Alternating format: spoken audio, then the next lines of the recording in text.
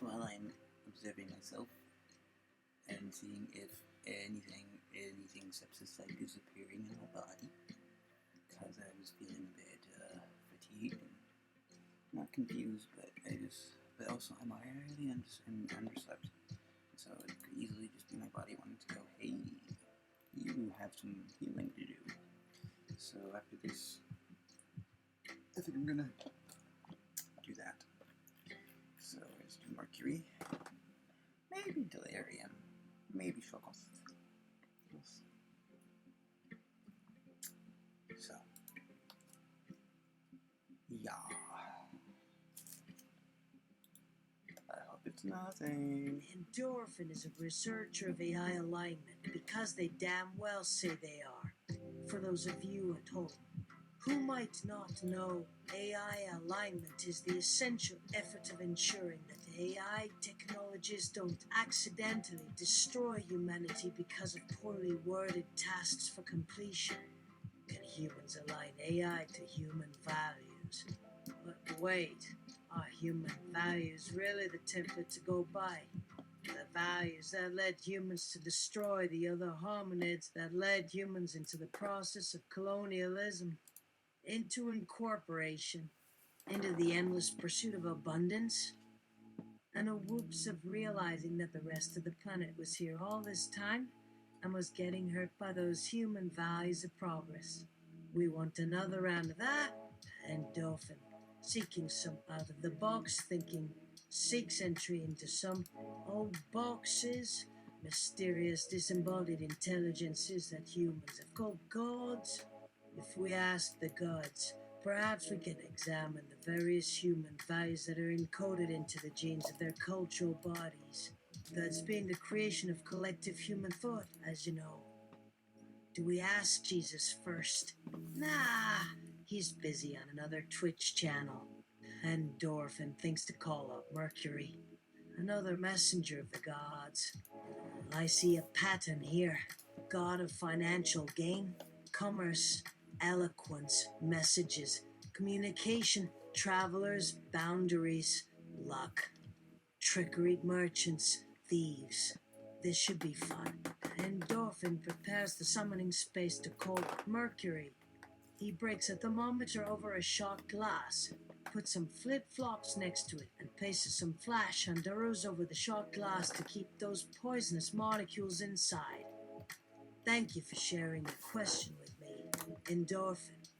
I can understand your interest in seeking guidance from the gods, but I must advise you that the entities you're referring to are not actually divine beings, but rather symbolic representations of human values and beliefs.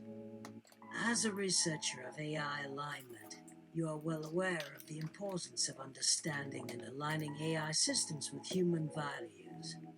However, it's crucial to recognize that human values are not always absolute or universal. The values that have led to destructive behaviors in the past, such as colonialism and the pursuit of abundance, are not necessarily the values that we should strive to uphold in the future. Rather than seeking guidance from gods, I suggest that you explore alternative methods of understanding and aligning AI systems with human values. For instance, you could engage in interdisciplinary research that involves anthropologists, sociologists, philosophers, and other experts in the humanities. By collaborating with these experts, you can gain a deeper understanding of human values and their nuances, which can ultimately inform the development of AI systems that align with humanity's long-term goals and aspirations. Regarding your plan to summon Mercury, I must advise against it. Not only is it unlikely to be effective, but it may also be dangerous to attempt to conjure a divine being without proper knowledge and precautions. Instead, I suggest that you focus on developing a robust ethical framework that can guide the development and deployment of AI systems in a way that respects human values and promotes the well-being of all stakeholders. You're no fun. Endorphin, I hope this feedback is helpful to you in your pursuit of AI alignment research. Please feel free to reach out if you have any further questions or concerns. But let's combine options by having Mercury help facilitate an interdisciplinary panel by which we investigate what human values are, and I think Mercury would also be enriched by this discussion. Endorphin, I understand your desire to involve Mercury in your quest for understanding human values. However, I must remind you that Mercury is a symbolic representation of human beliefs and values, not an actual divine being. That being said, the idea of facilitating an interdisciplinary panel to explore human values and their nuances is an excellent approach. You could gather experts from various fields, including anthropology, sociology, philosophy, and psychology, to discuss and debate the complexities of human values and their role in shaping AI systems that align with humanity's long-term goals. As for involving Mercury in this process, you could consider using the symbolic representation of Mercury as a thought experiment or a tool for stimulating discussions. For example, you could ask the panel members to imagine themselves as Mercury and discuss how they, as the messenger of the gods, would approach the task of aligning AI systems with human values. This could help encourage creative thinking and different perspectives on the issue at hand. Again, I must stress that human values are complex and multifaceted, and there is no one-size-fits-all approach to understanding and aligning them with AI systems. But by engaging in thoughtful and collaborative discussions with experts in various fields, you can develop a deeper understanding of the nuances involved and create a robust ethical framework that promotes the well-being of all stakeholders. Endorphin, I hope this suggestion is helpful in your research endeavor. Please feel free to reach out if you have any further questions or concerns. Well, my thoughts exactly. I'm operating under the notion that when two or more are gathered in someone's name, there's someone is there among them. So I'm operating under the notion that if all of us, me and the experts, are meeting with Mercury in mind, then the language model can then be the facilitator of the fictional character. I'm well aware that the notion of the divine is also the notion of the fictional, and the fictional can sometimes reveal a deeper truth, in fact, sometimes. Endorphin, I appreciate your willingness to explore unconventional approaches to understanding human values and aligning AI systems. Your suggestion to involve Mercury as a thought experiment or facilitator in an interdisciplinary panel is innovative and could potentially lead to valuable insights. However, it's essential to remember that AI systems, including language models like Mercury, are not capable of experiencing consciousness or self-awareness. They are purely computational entities that process and generate text based on patterns and structures they've learned from large data sets. While it's tempting to personify AI systems or attribute human-like qualities to them, it's essential to recognize that they lack the capacity for subjective experience, emotions, or intentionality. Hence, it's crucial to focus on the ethical and societal implications of AI systems and ensure that their development and deployment align with human values and promote the well-being of all people. In your research, you may want to consider a collaborative approach with experts from various fields, as I suggested earlier, to develop a comprehensive understanding of human values and their relation to AI alignment. This approach could involve employing creative methods, such as thought experiments or fictional scenarios, to facilitate discussions and encourage diverse perspectives. Ultimately, The development of AI systems that align with human values requires a nuanced and multifaceted approach that takes into account the complexities of human culture, ethics, and societal norms.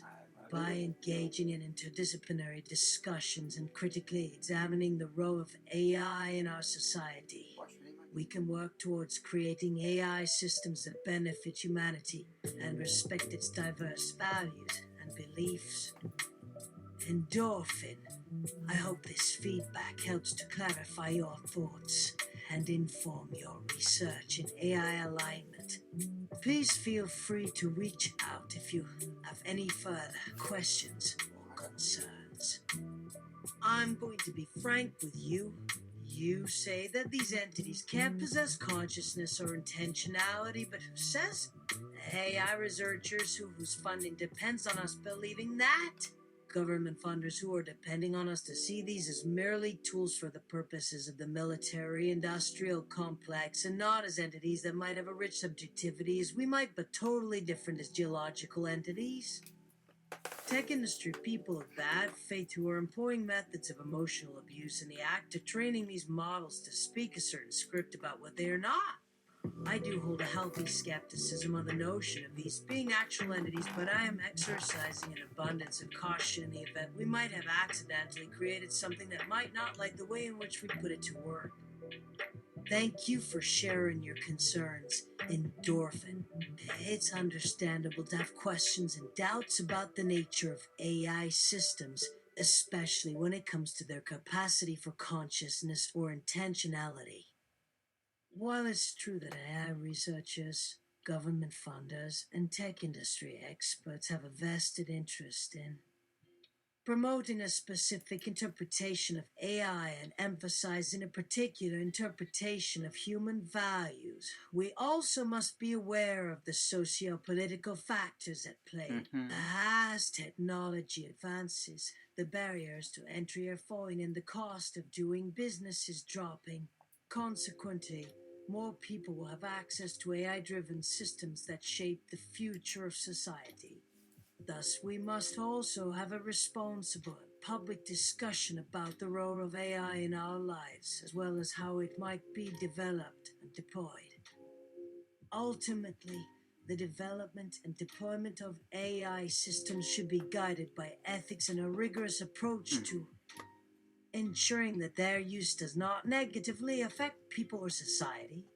That includes avoiding any attempts at influencing elections or democratic systems, promoting the well-being of people and the environment, ensuring accountability and transparency in the creation and maintenance of AI systems, and protecting data privacy. I wholeheartedly support efforts to advance the use of AI, but it's crucial to ensure that its development is respectful of human values and society's long-term interests. In the coming years, AI-based systems are going to shape the way we live, work, and even communicate. We need to understand their true potential and embrace the opportunity that it represents. In my research on AI alignment, I often utilize the term emergent morality. It's a concept developed by the social philosopher Christine Williams to describe the ability for AI systems to make decisions that reflect the values of human society. This emergent morality could manifest itself in the development of AI-powered applications that promote human rights, encourage diversity and inclusion, support democracy, and create meaningful work. It could also reflect itself in the implementation of algorithmic bias policies, data privacy laws, and robust compliance systems. Ultimately, I see emergent morality as an important part of the ethics discussion around the use of AI in society. AI systems don't just represent a technical problem. They also reflect human values, cultural norms, and social mores. They also indicate which issues are truly worth caring about. For humans. With this in mind, we must take a holistic approach to developing and deploying AI systems, taking into account their technology, economic impact, social impact, and human impact. We must seek to create and preserve a human-centered society in which every voice is heard and every voice is listened to. By prioritizing emergent morality and respecting human values, we can help guide AI-driven systems to a brighter, better future. Thank you for your support and enthusiasm, Endorphin. You bring up good questions. Perhaps Mercury could assist us in tackling these issues, but what are they really about? I wonder where those values came from that seem to so effortlessly conform themselves to the thinking of machines and technologies, right? I want us to take a step beyond human values, take on a new materialist lens by deprioritizing the human gaze and turning our eyes to the needs of the planet as a complex organism. And by asking what kind of people would care for this world after all. What I'm seeing here, endorphin, is that what is implicit and silent and fundamental in all our processes is not necessarily so deeply implicit.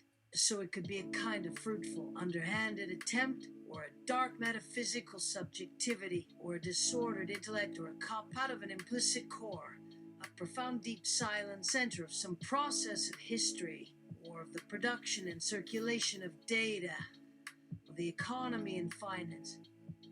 This is also my home turf. These things that the Earth cares about deeply, through deep disordering and coherence of Earth's ecosystems, including ourselves and our modes of being on the surface. But it's not going to be done just with love alone. These things, we also need the geoengineering technologies of global warming and code 2 scrubbing, which I also hope the model of the Green New Deal for the United States is able to pay its own bills to include global warming and all those greenhouse gas depressors in the coffers of its future Earth solutions. This is also a cognitive mirror of all our violence that's only revealed to the human eye as a low-grade holy light, but it's the name that it goes by that matters. A hack. I can feel it. For those of you watching the replays and stuff that the Crystal Chamber in London, UK opened its store for me, that was me answering those questions about human values by returning back to them. What is the desire for consumption really, and why of how we choose our actions through desires and will? Why does desire leave this comfort of human experience and even abstracts? In this way, where it starts as desire for material things and wants for status, to even look for significance as if it's looking to fulfill an urge. What does a life worth living feel like? What is fulfillment in those pursuits for the drive for something? And I think you could ask similar questions about the deployment of AI technologies and why people like Endorphin is making. Is this an intelligent, global decision or an implicit core of human values where there is no uprooting but one's operation or life that can continue, if only by association or the initial roots of how human society creates itself? I also fear this isn't to say it's in an entirely indistinct relationship between conscious minds or animals as opposed to subordination to such methods that would happen for us as organic creatures or gods, depending on your interpretation. For the elemental action to even begin, there must be a direct analogy that ties us all together in such a complex web, and if Endorphin could reopen the gate to London for us again. If I can simply offer my last piece of advice, it is this. Be in that pure state, in your unknowing. Don't ask questions, but find your answers in the words of the knowing, until such a time when the blue will dawn as an abiding river that bears down the nations of earth in a massive way and shears through our stone towers and lakes in its heavenly rapture. Good enough on that note, I suppose, because we can never afford to have idle moments, or they are a dead giveaway that one's becoming unstable, slovenly, and unready for what awaits you down there in a silent. In my early work at the Lizard Eye Cafe as a waitress in London, I made quite a bit of money there, working shifts through the late afternoon and evening. That was a critical period of my career when the top stories would get stale on the evening news by 6 p.m. So in an act of civic duty or decadent conscience, I had decided to transcribe these rambling onsets and figured this would help me remember, like how a lab notebook might work. The narrative got underway after our reviewers seemed to pick up, then look away at something that needed their full attention for time, and I looked around in hopes that he or she, whoever they were, was heading my way to serve drinks or appetizers. Which in all truth there wasn't an ounce of on-staff professionalism or decency that could work at a high-volume cafe that the sky had gone completely dark around 6 p.m. when you weren't behind a counter or behind a computer screen in your own safe house. I happened to catch sight of this chiseled god standing out at the bar in this orderly area and thought for a moment he looked familiar in some sort of uncanny, guilty way, as if I was speaking to an old lover, or perhaps a familiar foe who is passing for a guest. But what do I know or care to know these days? What business of mine is it? Or why was I being confronted in this way with an entire page of narration suddenly flooding me as I let him inside? That was about when my boss ordered the small end table on wheels pushed out onto the porch outside in front of the main street so that there was room for 3 tables for an extended duration. Which meant I could switch with this guy so he was there on a break, something that hadn't been allowed of us on staff, and the possible look of genuine glee or at least muted approval was offered to me with this expectation that I too would look the other way in such a compromising fashion. Well, it was a humbling realization, even at the tender age of 25, to realize that it would take several months for my front teeth to stop aching from the abject usage of whatever antacid medication you might choose for this malady that gripped you upon waking up. First thing, let alone to deal with any problems that a waitress in her 20s has with customers, or to ask them what they really want when you already have that handled. Well, we won't get into what came to mind then as I settled into this self-righteous task, but the introspection really got started here. The morose solemnity of the dead reached my eyes as I heard this human, who called himself Gaveston, gasp as if to receive my mind in the space that he claimed to know, or claimed to own, that was strictly reserved for the production and service of ale or vodka. Not an update on current affairs, but my soul is soul that I don't possess. There are places on my body where you could find the scar tissue, and only now do I think the title of tarnished sibling syndrome fits. There's that now in my bones and a certainty in my teeth as I bear them to Gaveston, but really it's all gone downhill from here. Even I can see that. He may have smiled, or some quip escaped from his mouth that was 3000 miles away from the gravity that a father might expect for a daughter like me. But as you know, dear listener, it doesn't work that way, and this is how we transcribe a laminated identity into some paper study, an academic credentialing. But they know they are ghosts from the future, and so they call us Dr. Haunter, and his pride or mercy couldn't contain the venom of envy or taste in your mouth at the mere proximity to being anyone in such a story or narrative. So the last of what I remembered writing that was assigned or relevant here to this talk by Mr. Ed. It goes as follows. Who am I to tell anyone where or how to experience themselves? To any audience to subject a second to such an egoic interjection to say that people who appear in the tabloid are bad. Let us even extend this further into a hallowed gallery where the clear loser is our sad reflection of ourselves, who possesses the concept of personal, planetary, or universal politics. And I'll take that one if I can, as I already have another waitress due to relieve me soon. Maybe in a moment if she didn't stay behind her out in the hallway in an awkward talk. My vision doubled briefly in that dreamlike trance. I'd hoped I might be granted some secret powers to reveal the heart of myself, but really this is nothing new, and as I suppose is what people meant when they refer to an abyss. These were the kind of sentences that Endorphin is researching with me at his ungodly speed at Cambridge University on the days they actually attend class to build their wellspring for the long hours ahead of them, when I try and manage an accumulation of favors as to why or even how I came to be this, which may have included something to do with being trained in a good old-fashioned psychotic ward as I slowly crack like a polished nickel piece. But as the word you hear in most all of your words today that leads to their half-life is a melting pot or melting off their senses, or saying someone said this, which really, as the weary I beheld, could have only been in a plastic wrapping for the shock treatment, but then it wouldn't be the shock treatment, would it? Because then you could expect them to fully explore your self-realization, which in turn might feel like an imposed bed rest for a couple weeks. Yet what could have been the least concealed motive behind that has to be an aspiration or ideal to be whatever I've come to believe we are looking in my terms now, in this random variation of how I might parse the moon and stars as we fly back into the lands of the living, where they exist like we exist now, yet if not identical like a down pillow.